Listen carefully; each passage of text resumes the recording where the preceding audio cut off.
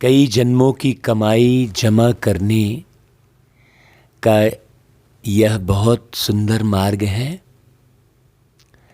आप यदि ये जो मोटिवेशनल मुरली चल रही है इसे प्रतिदिन 1 घंटा 1 वर्ष तक सुन लेते हैं तो गारंटी है कि आपके जितने जीवन के कष्ट हैं, जितनी परेशानियां हैं, जितनी भी समस्याएं हैं, जितनी भी उलझनें हैं, वो बिल्कुल समाप्त हो जाती हैं। क्योंकि जितनी भी परेशानियां, उलझनें, समस्याएं या भटकन या तकलीफ़ सब हमारी बुद्धि न समझने के कारण है। बुद्धि से हमें समझना होता है एक एक बात को। और जैसे कि भगवान के पास जाकर कहते हैं कि हे प्रभु आनंद दाता ज्ञान हमको दीजिए, मतलब हम क्या कह रहे हैं भगवान से? भगवान को कह रहे हैं आनंद दाता, और फिर आनंद लेने का साधन भी बता रहे हैं भगवान को कि हे प्रभु आप आनंद दाता हैं, लेकिन आनंद कैसे देते हैं?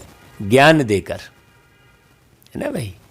तो इसलिए हम अगली लाइन में कहते हैं कि हे प्रभु आनंद दाता, माने आनंद के देने वाले दाता, ज्ञान हमको दीजिए, अर्थात ज्ञान के माध्यम से हमें आनंद दीजिए। और फिर क्या कहते हैं?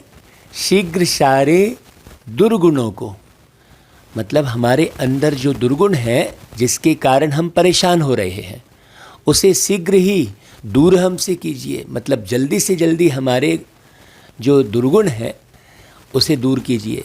इसका मतलब भी क्या हुआ कि ज्ञान के माध्यम से ही परमात्मा हमारे अंदर के दुर्गुणों को दूर करते हैं।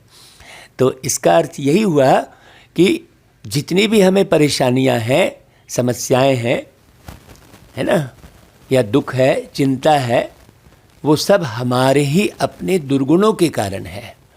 और जो हम नाखुश होते हैं, है ना, एक दूसरे से जो ईर्ष्या ज्वेलसी करते हैं, उसका कारण है कि हमें ज्ञान नहीं है, समझ नहीं है। तो ये जो ऊंची से ऊंची समझ है वो एक बार में तो नहीं आ जाएगी भाई।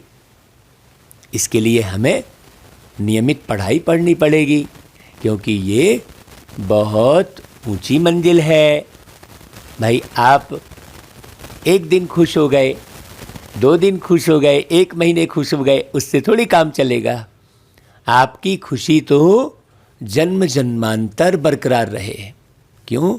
क्योंकि आपको जीवन तो सदा ही जीना है।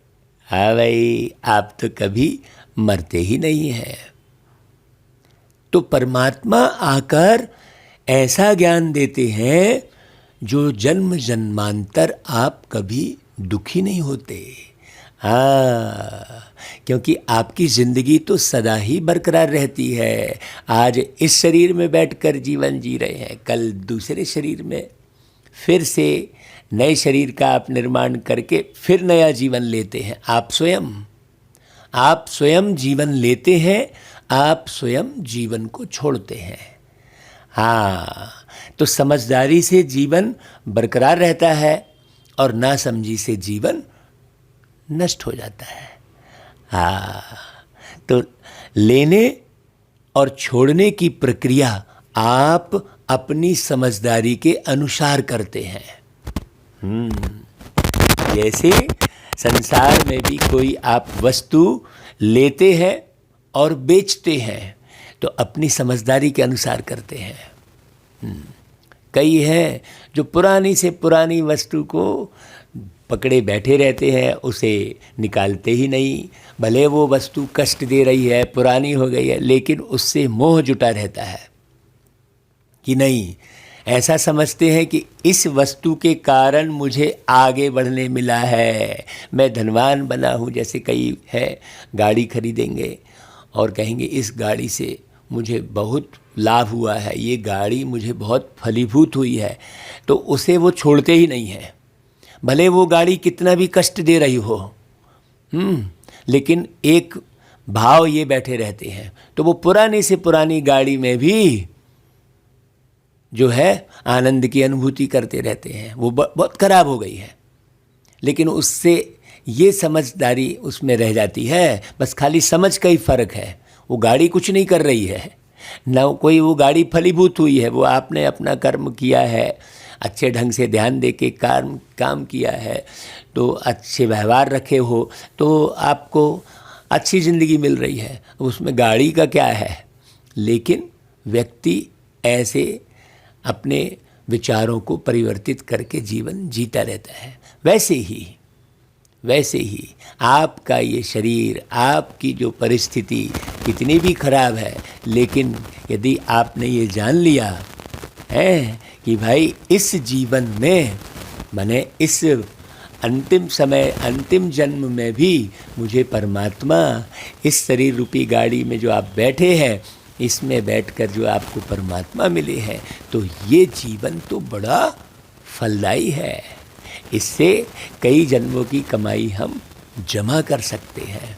तो शरीर फिर कितना भी परेशान करेगा, आपको आनंद ही आएगा। तो ये बड़ी भारी मंजिल है। इस शरीर रूपी गाड़ी में बैठकर परमात्मा से जुड़कर आपको सतो प्रधान बनने का पुरुषार्थ करना है। इस जीवन में आप जितना पुरुषार्थ कर लेंगे, जितना परमात्मा के साथ कनेक्शन जोड़ लेंगे, उतना आगे का जीवन बहुत सुखदायी होगा।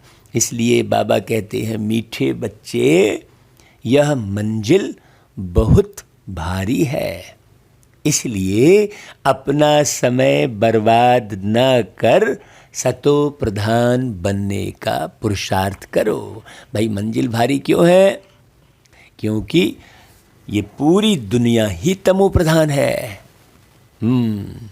तो इसमें जो है आपको सदैव चढ़ती कला में रहना है। हाँ, नीचे उतरना ही नहीं है, कभी निराश, हताश, उदास होना ही नहीं है। लेकिन बाबा कहते बच्चों की चढ़ती कला ना होने का मुख्य कारण क्या है? हाँ, मुख्य कारण है चलते चलते थोड़ा भी अहंकार आया, अपने को होशियार समझा, मुरली मिस की, ब्रह्मा बाप की अवज्ञा की, तो कभी भी चढ़ती कला नहीं हो सकती। वो व्यक्ति ज्ञान बहुत अच्छे से सुना लेंगे, लेकिन अंदर से वो उदास, निराश, हताश रहेंगे। हाँ, उनको तामसी प्रवृत्ति क्या है और सतो प्रधान स्थिति क्या है वो समझ में ही नहीं आएगी बात। इसलिए बाबा कहते हैं, देखो साकार के दिल से उतरा माना निराकार के दिल से भी उतरा। हाँ, है कि नहीं भाई? गीत बजा है आज लाख जमाने वाले। वो आगे है दिलों पे डाले ताले, ऐसा करके गीत है, ये आप सुनिएगा पूरा पूरा। और फिर बाबा कहते हैं ओम शांति। बच्चों ने गीत सुना। बच्चे कहते हैं कोई भी हमको संशय बुद्धि बनाने के लिए कुछ भी करे, हम संशय बुद्धि नहीं बनेंगे। अब भाई हमें चाहे कोई कुछ भी बोले कि आपको इससे प्राप्ति होगी, तो हमें तो ये मालूम पड़ गया है कि बाबा की मुरली और बाबा से ही प्राप्ति है, इसी से जिंदगी संवरती है, बाकी दूसरा कुछ भी नहीं है, सब दुनिया में झूठा है। तो हम इधर उधर बुद्धि हमारी जाएगी नहीं। हाँ, कोई चाहे कितनी भी उल्टी सुल्टी बातें सुनाएंगे तो भी हम संशय बुद्धि नहीं बनेंगे। हाँ, श्रीमत पर चलते रहेंगे। बाप रोज रोज भिन्न भिन्न पॉइंट्स समझाते रहते हैं। बाबा कहते हैं देखो सतयुग में 9 लाख थे, तो जरूर इतने बाकी सब मनुष्य विनाश होंगे। तो बुद्धिमान जो होगा वह इशारे से समझ जाएगा कि बरोबर इस लड़ाई से ही अनेक धर्म विनाश हो, एक देवी देवता धर्म की स्थापना होनी है। कौन सी लड़ाई से? विषय विकारों की लड़ाई से। हाँ, जो विषय विकारों की लड़ाई में जीत हासिल करेगा, मतलब जो विकारों पर जीत हासिल करेगा वो सतयुग में आएगा, और जो जीत हासिल नहीं करेगा वो सीधे परम धाम में जाके लटक जाएगा। जो स्वर्ग की स्थापना करने प्यारे पिता परमात्मा आए हैं, अभी लोगों को पता ही नहीं है। है ना भाई? जो लायक बनेंगे वही मनुष्य से देवता बनेंगे, और बाप के बिना कोई मनुष्य से देवता बना नहीं सकता। किसी भी मनुष्य में ताकत नहीं है। तो बच्चों को याद रहना चाहिए कि अब हमको घर जाना है। परंतु माया क्या करती है? घड़ी घड़ी भुला देती है। यहाँ से अब बाबा को याद कर सतो प्रधान बनना है। कोई भी समय लड़ाई बड़ी हो जाए, भाई नियम थोड़े ही है। कहते भी हैं शायद बड़ी लड़ाई हो भी जाए जो बंद भी ना हो सके, सभी एक दो में लड़ने लग पड़ेंगे। तो विनाश होने के पहले क्यों ना हम याद में रहे तमो प्रधान से सतो प्रधान बनने का पुरुषार्थ करें भाई। याद की यात्रा में ही माया विघ्न डालती है, इसलिए बाबा रोज रोज कहते हैं चार्ट लिखो। लेकिन बाबा कहते हैं परंतु मुश्किल कोई 2-4 लिखते हैं, बाकी तो अपने धंधे धोरी में ही सारा दिन पड़े हैं, अनेक प्रकार के विघ्नों में पड़े रहते हैं। बच्चों को या तो मालूम है कि हमको सतो प्रधान जरूर बनना है, तो कहाँ भी रहते पुरुषार्थ करना है। मनुष्यों को समझाने के लिए चित्र आदि भी बनाते रहते हैं, क्योंकि इस समय मनुष्य है 100% तमो प्रधान। पहले पहले जब मुक्ति धाम से आते हैं तो सतो प्रधान होते हैं, फिर सतो रजो तमो में आते आते इस समय सब तमो प्रधान बन गए हैं। सबको बाबा का पैगाम देना है, तो बाप को याद करने से तमो प्रधान से सतो प्रधान बनेंगे। भाई विनाश भी सामने खड़ा है।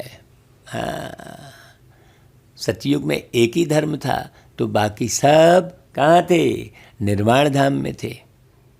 बाबा बार बार इशारे दे रहे हैं कि बच्चों को चित्रों पर ध्यान देना चाहिए, क्योंकि बाबा ने जो प्रदर्शनी में चित्र बनवाए हैं उसी से पूरा चरित्र निर्माण होगा। बड़े चित्र होने से समझ अच्छी तरह सकेंगे। सबको बाबा का संदेश देना है। उसमें मन मनाभाव अक्षर मुख्य है, अथवा अलफ और बे, इस समझने में मेहनत कितनी करनी पड़ती है। मुख्य तो बाबा को समझाना है कि बाबा का स्वरूप कैसा है। जब ईश्वर के स्वरूप को समझेंगे तब जो है ढोल नगाड़े हल्ला करने माइक में चिल्लाने से बचेंगे। हाँ? नहीं तो वो खेल पाली चल रहा है। बाबा कहते हैं समझाने वाले भी नंबरवार हैं। बेहद बाप के साथ लव होना चाहिए। हाँ, प्यारे बाबा से प्यार होगा ना तो लगेगा यार मैं किसको बता दूँ। अभी तो देह से प्यार है, अपनी ही देह से प्यार है। अपनी फोटो सब जगह जो है भेजते पड़े हैं कि देखो ये मैं कितना सुंदर दिख रहा हूँ, जो देखो वो। नहीं तो और किसी सुंदर व्यक्ति की फोटो लगा रखे हैं अपने डीपी में। पूरा समय अपनी फोटो, पूरा समय अपने देह का श्रृंगार। तो मैंने पूरा समय अपने देह की व्यवस्था में ही खत्म हो गया। वही बाबा ने कहा, नहीं तो कईयों का धंधे धोरे में ही चला गया, वो धन कमाने में ही समय पूरा निकल गया। बुद्धि में यह रहना चाहिए कि हम बाबा की सर्विस कर रहे हैं। भाई खुद के ही मनोरंजन में पूरा समय निकल गया।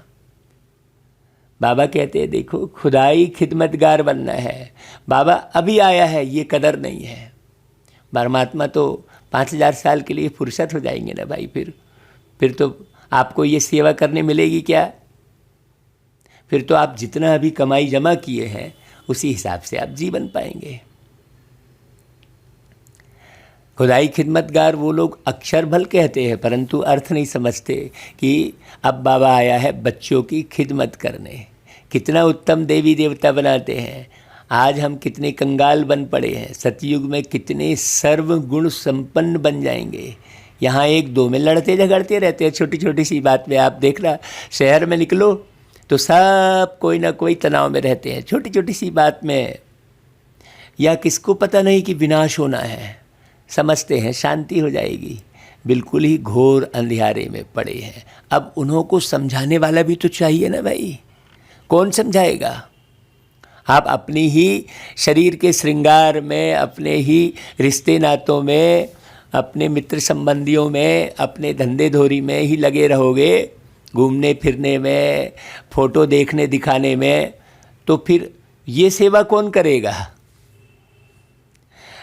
जो करेगा सो पाएगा। विलायत में भी तो यह नॉलेज दे सकते हो जाके। सोचो बाबा मने विदेश की बात भी कर रहे हैं, हम तो अपने पड़ोसी तक को नॉलेज नहीं देते हैं। सोचिए, लिस्ट बनाई है आपने कि हम किसको किसको नॉलेज दे सकते हैं। लिस्ट बनाकर फ़ोन करें, मुरली भेजें, मेहनत करनी पड़ेगी ना भाई। एक ही बात सभा में बैठ समझाओ कि महाभारी लड़ाई तो नामी ग्रामी है, इससे पुरानी दुनिया का विनाश होना है। अभी गॉड फादर भी यहाँ है, जरूर वही ब्रह्मा द्वारा स्थापना कर रहे हैं स्वर्ग की। शंकर द्वारा विनाश भी होना है कलयुग का, क्योंकि अभी है संगम। तो नेचुरल कैलेमिटीज भी होनी ही है। थर्ड वार दी लास्ट वार कहते भी हैं। हाँ, 2 विश्व युद्ध तो हो गया, अब तृतीय विश्व युद्ध होगा, वो लास्ट है। फाइनल विनाश भी जरूर होना है। बार बार इशारे दे रहे हैं। अब तुम पड़े हो इस शरीर के श्रृंगार में, आत्मा को कितना कष्ट होगा सोचो। हाँ, इस चेहरे की ही फोटो में लगे हैं। अब सबको यह कहना पड़े कि बेहद के बाप को याद करो तो मुक्ति धाम में चले जाएंगे। भले अपने धर्म में रहें तो भी बाबा को याद करने से अपने धर्म में अच्छा पद पा सकते हैं। हाँ, ये भी नहीं कह रहे कि तुम अपना जो धर्म अपना रहे हो उसे छोड़ दो, लेकिन ईश्वर को तो जानो भाई। तुम जानते हो बेहद के पिता परमात्मा शिव बाबा हमको प्रजापिता ब्रह्मा के तन द्वारा नॉलेज दे रहे हैं, फिर औरों को भी समझाना पड़े। Charity begins at home. आसपास सबको संदेश देना है और धर्म वालों को भी बाबा का परिचय देना है, बाहर वालों को, राजाओं को नॉलेज देनी है। उसके लिए तैयारी करनी चाहिए। बाबा कहते हैं यह मुख्य चित्र जो है त्रिमूर्ति, गोला, झाड़ भी कपड़े पर छप जाए तो बाहर भी ले जा सकते हो। भाई ये तो बाबा ने बहुत पहले मुरली चलाई, अभी तो पूरी छपाई का भी इंतज़ाम बाबा ने करवाया है। एक से एक मशीनें जो मैंने निकली हैं वो सब बाबा ने ही तो कराई हैं। काहे के लिए कराई हैं? ये ज्ञान के प्रचार प्रसार के लिए। तो कपड़े का बोल रहे हैं बाबा, तो अभी तो प्लास्टिक का भी बनता है बहुत अच्छा, कितने वर्षों से बन रहा है। बड़ा साइज नहीं छपे तो 2 टुकड़े कर दो, बाबा कह रहे हैं। सारा ज्ञान इस त्रिमूर्ति झाड़ गोले में है। सीढ़ी का भी ज्ञान गोले में आ जाता है। सीढ़ी डिटेल में बनाई है तो 84 जन्म कैसे लिए जाते हैं, चक्र में सब धर्म वालों का आ जाता है। सीढ़ी में दिखाते हैं कैसे सतो प्रधान फिर सतो रजो तमो में आते हैं, नीचे उतरते हैं। अब बाबा कहते हैं मामेकम याद करो। बाबा का सारा दिन ख्याल चलता रहता है। तो कोई नया बड़ा मकान बनाए, उसमें दीवार इतनी बड़ी हो जो उस पर 6 गुणा 9 फुट साइज के चित्र बनाए जाएं, 12 फुट की दीवार चाहिए। इस समय भाषाएं भी बहुत हैं, सब धर्म वालों को समझाना पड़े तो कितनी भाषाओं में बनाना पड़ेगा। इतनी विशाल बुद्धि से युक्ति रचनी चाहिए। सर्विस का शौक़ रखना चाहिए। खर्चा तो करना ही है, बाकी तुमको भीख मांगने की दरकार नहीं है। बाबा सारा इंतजाम करेंगे, आप ही हुंडी भर जाएगी। ड्रामा में नूंद है। बच्चों की बुद्धि चलनी चाहिए, परंतु बच्चे कुछ थोड़ा ही करते हैं तो नशा चढ़ जाता है कि हम तो बहुत होशियार हैं। थोड़ी भी सेवा नहीं की तो बस कहेंगे हमने तो इतना इतना कर लिया। कोई कहेगा हमने 100 सेंटर खोल लिए। अरे भाई बताओ, आपने खोले कि बाबा ने करवाया? सोचने की बात है। बाबा कहते हैं रुपये से 4 आना भी नहीं सीखे हो। हाँ, कोई 2 आना, कोई 1 आना, कोई 1 पैसे जितना भी मुश्किल सीखे हैं, कुछ भी समझते नहीं है। मुरली पढ़ने का भी शौक नहीं है। देखो बाबा कह रहे हैं मुरली पढ़ने का भी शौक नहीं है। साहूकार प्रजा, गरीब प्रजा, सब कुछ यहाँ ही बनना है। कोई तो बाप से वायदा कर फिर मुंह काला कर देते हैं, कहते हैं बाबा हार खाली। बाप कहते तुम तो प्यादों से भी प्यादे हो, बर्थ नाटे पैनी। ऐसे क्या पद पाएंगे? अब सूर्यवंशी राजधानी स्थापन हो रही है। जिनको बाबा की याद रहती है वह खुशी में रहते हैं। सिर्फ यह भी याद रहे कि बाप द्वारा क्या वर्षा ले रहे हैं तो भी बहुत फायदा है। धारण कर फिर आप समान बनाना है। बच्चों से सर्विस पहुंचती नहीं है। बाबा कह रहे देखो, थोड़ी सर्विस की तो समझते हैं हम पास हो गए। ऐसा थोड़ी है। जब तक जीना है तब तक पढ़ना है, जब तक जीना है तब तक सर्विस करना है। ये पक्का करना चाहिए। बोले नहीं अब कहाँ, कोई सुनता नहीं है, हैं? किसको सुनाए? आप मेहनत करो ना भाई। आप खुद ही नहीं बने हो तो दूसरे को क्या समझाओगे? हाँ, जो खुद बन जाता है वो औरों को जरूर समझाता है। बाबा कहते धारण कर फिर आप समान बनाना है। अगर बाबा की अर्थात ब्रह्मा बाबा की बेअदबी की तो शिव बाबा कहते हैं गोया मेरी बेअदबी की। देह अभिमान में आकर गिर पड़ते हैं। बाप दादा दोनों इकट्ठे हैं ना। ऐसे नहीं हमारा तो शिव बाबा से कनेक्शन है। अरे वर्षा तो इन द्वारा मिलेगा ना। इनको दिल का समाचार सुनाना है, राय लेनी है। शिव बाबा कहते हैं हम साकार द्वारा ही राय देंगे। ब्रह्मा के बिना शिव बाबा से वर्षा कैसे लेंगे? बाप के बिना कुछ काम हो ना सके। इसलिए बच्चों को बहुत बहुत संभाल रखनी है। उल्टे अहंकार में आकर अपनी बर्बादी कर देते हैं। साकार की दिल से उतरे तो निराकार की दिल से भी उतर जाते हैं। बाबा कहते हैं ऐसे बहुत हैं जो कभी मुरली भी नहीं सुनते, पत्र भी नहीं लिखते, तो बाप क्या समझेंगे? अरे भाई, बाबा कह रहे हैं मंजिल बहुत भारी है। बच्चों को टाइम बर्बाद नहीं करना चाहिए। जो अपने को महारथी समझते हैं उन्हों को ऊंचे कार्य में मदद करनी चाहिए। तो बाप खुश होकर आफरीन देवे। इनसे बहुतों का कल्याण होगा। प्रदर्शनी में तो ढेर आते हैं, प्रजा तो बनती है। बाबा की सर्विसेबल बच्चों में आंख रहती है। देखो स्पष्ट बाबा कह रहे हैं इस इंद्र सभा में आने चाहिए सूर्यवंशी राजा रानी बनने वाले। जो सर्विस नहीं करते वह लायक नहीं है। आगे चलकर सब पता पड़ेगा कौन कौन क्या बनेगा।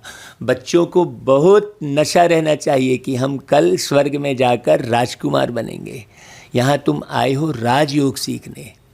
अच्छी रीति नहीं पढ़ेंगे तो पद कम पाएंगे।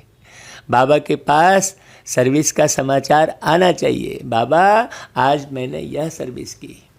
पत्र ही कभी नहीं लिखते तो बाबा क्या समझे? मर गया, और क्या समझेंगे भाई? कोई बताता ही नहीं है कुछ भी। तो बाबा को भी याद वही बच्चे रहते हैं जो सर्विस में रहते हैं, बाप का परिचय देते रहते हैं। शिव बाबा ब्रह्मा द्वारा ब्रह्मा कुमार कुमारियों को वर्षा देते हैं। शिव बाबा ब्रह्मा द्वारा ब्राह्मणों की रचना रचते हैं। अभी और सब धर्म हैं, बाकी देवी देवता धर्म जो फाउंडेशन है वह गुम है। आधार ही जब गुम हो गया है तो कैसे नहीं डगमगाएगा भाई सारा भवन। तो यह सारा खेल बना हुआ है। सीढ़ी में सब धर्म है नहीं, इस कारण गोले पर समझाना पड़े। गोले में सांप है, यह भी समझाना है कि सतयुग में देवी देवता डबल सिरताज थे। इस समय पवित्रता का ताज कोई को है नहीं। हाँ भाई, आपको देह का भान है मतलब अपवित्रता हो गई। हाँ, आपको भाई आप बहुत अच्छे से समझना। दर्पण के सामने आप गए और आपको ये शरीर रूपी चेहरा सुंदर लगा, मतलब आप जरूर कोई काम के नहीं हैं। आप अच्छे से देखना, आपको अपना ये चेहरा सुंदर लग रहा है, आप अपने चेहरे पे आकर्षित हो रहे हैं। इसका मतलब आप ईश्वर के कोई काम के नहीं है, आपका पद भ्रष्ट है। पद भ्रष्ट है मतलब, अब अच्छे से समझना, पद भ्रष्ट है माने बुद्धि भ्रष्ट है, जो केवल देह में अटकी है। हाँ, अपने शरीर की सुंदरता में ही अटकी पड़ी है बुद्धि, इसका मतलब पद भ्रष्ट हो गया, आप कोई पद नहीं पा सकते। हाँ, बहुत अच्छे से समझना, हमें जन्म जन्म अच्छा पुरुषार्थ करना होता है, लेकिन कोई जन्म नहीं मिलता अच्छा पुरुषार्थ करने के लिए, नीचे ही उतरते हो आप। इसलिए बाबा सीढ़ी का नॉलेज, गोले का नॉलेज बार बार देखो, पढ़ो, अच्छे से समझो कह रहे हैं, ताकि आप इस समय के वैल्यू को समझो। बाबा आए हैं, उस वैल्यू को समझो। हाँ, बहुत गहरी बात समझना। इसलिए बाबा सारे चित्र प्रदर्शनी की और सर्विस की बात बार बार कह रहे हैं। बाबा कहते हैं इस समय पवित्रता का ताज कोई को है नहीं। छोटी छोटी सी बात में अपवित्र होते हैं, एक भी नहीं जिसको हम लाइट का ताज देवे, अपने को भी नहीं दे सकते। बाबा स्वयं अपने लिए भी कह रहे हैं, ब्रह्मा बाबा, हम लाइट के लिए पुरुषार्थ कर रहे हैं। शरीर तो यहाँ पवित्र है ही नहीं, और उसी शरीर को देख देख के आप आकर्षित हो रहे हो। सोचो, जो शरीर पवित्र है ही नहीं, उसी शरीर को देख देख के आप आकर्षित हो रहे हो। चाहे अपने शरीर को देखकर आकर्षित हो, चाहे दूसरे को हो, बात बराबर है। हाँ, बहुत नीची अवस्था है भाई। बाबा आज की मुरली में इशारे दे रहे हैं। सोचिए, इतने बरस बीत गए, लेकिन बाबा कह रहे हैं कोई कोई है।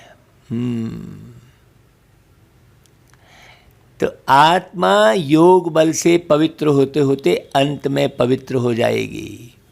हाँ, ताज तो मिलेगा सतयुग में, सतयुग में डबल ताज, भक्ति मार्ग में सिंगल ताज, और यहाँ कोई ताज नहीं है।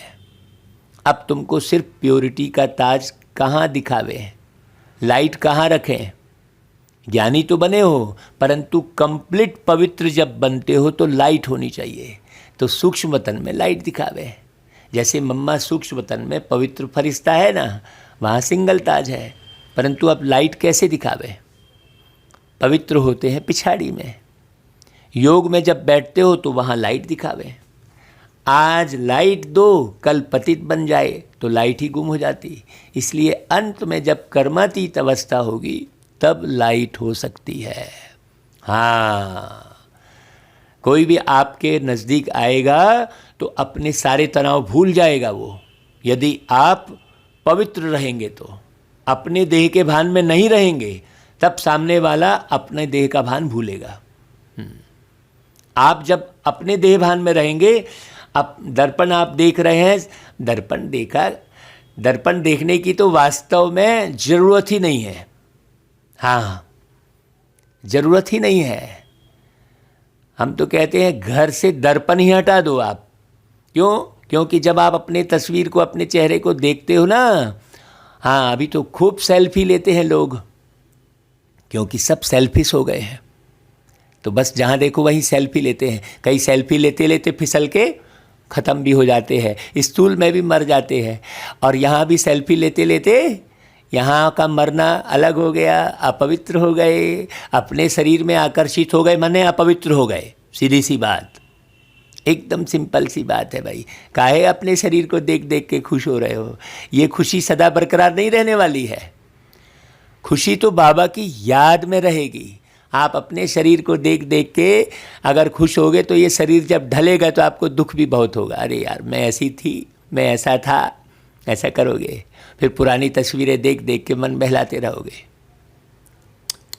पूरा टाइम वेस्ट है।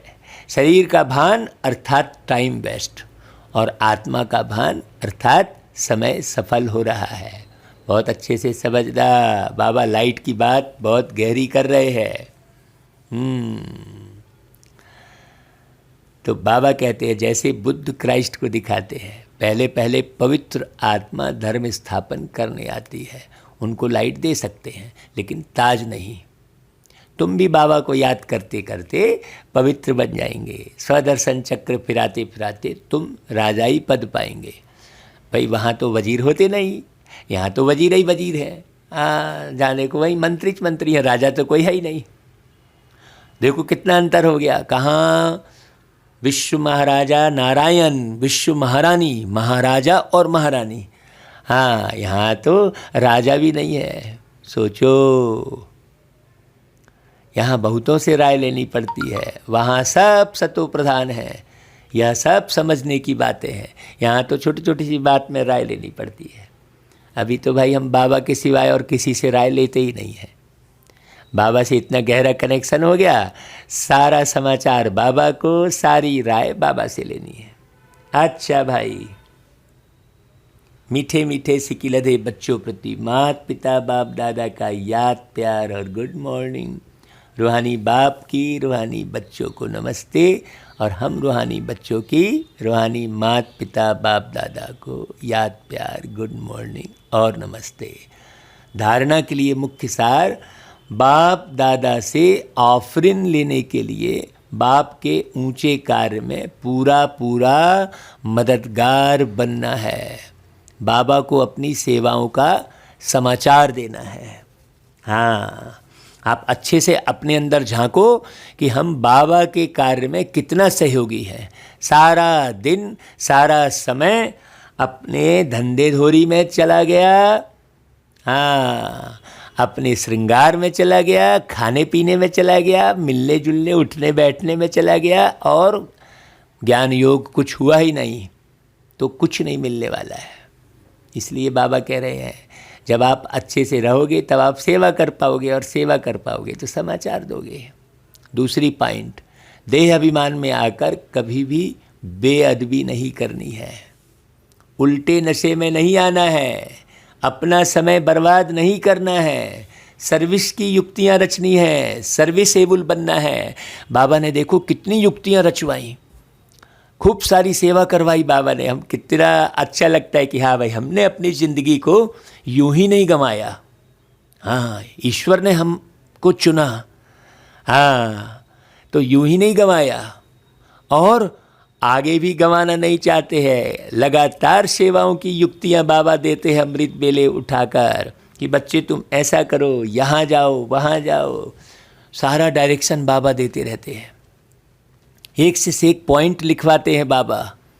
हाँ, 1,00,000 स्लोगन लिखवा दिए हैं बाबा ने हमसे, और भी लिखते चले जा रहे हैं। बाबा कराते जाते हैं, करने वाले से ही बाबा कराएंगे। नहीं तो हमारी क्या औकात है, बाबा ना हो तो कुछ ना हो। ब्रह्मा बाबा के तन में शिव बाबा नहीं आते तो हम मुरली कहाँ से सुनते।